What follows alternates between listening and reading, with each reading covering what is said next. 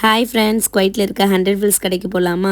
இந்த கடையில் 100 ஃபில்ஸ்க்கு தான் பொருள் கிடைக்குமா அப்படின்னு கேட்டிங்கன்னா அப்படிலாம் கிடையாது. பட் 100 ஃபில்ஸ்லேருந்து பொருள் வந்து ஸ்டார்ட் ஆகும். 100 ஃபில்ஸுக்கே எந்த பொருள் வச்சுருந்தாலும் அதில் ஏதாவது ஒரு திங்ஸ் வந்து 100 ஃபில்ஸ் இருக்கும். ஸோ நம்ம வந்து 100 ஃபில்ஸுக்கு டிஃப்ரெண்ட்டாக ஏதாவது ஒரு பொருட்கள் வந்து வாங்கலாம்.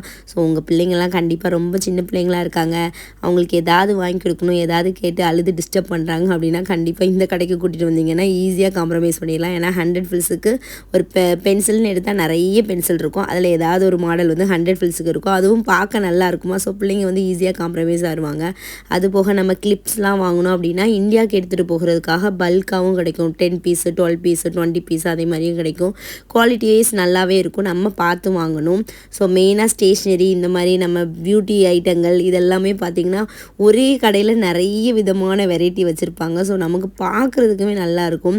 நம்ம வந்து ஊர்லலாம் திருநாள் கடைக்கு போய் வாங்குவோம்ல, அதே மாதிரி இந்த கடைக்கு வந்தீங்கன்னா அந்த ஒரு ஃபீல் வந்து கண்டிப்பாக கிடைக்கும். ஸோ நாங்கள் வந்து என் பிள்ளைங்கள்லாம் சின்ன பிள்ளையாக இருக்கும்போது மந்த்லி ஒன்ஸ் வந்து சும்மா வந்து பார்த்துட்டே இருப்போம். இப்போ கொஞ்சம் நாளாக வர்றதில்லை. இப்போ பாப்பாக்காக திரும்பவும் வர ஸ்டார்ட் பண்ணியிருக்கோம். நீங்களாம் 100 ஃபில்ஸ் ஷாப் போயிருக்கீங்களான்னு கமெண்ட் பண்ணுங்கள்.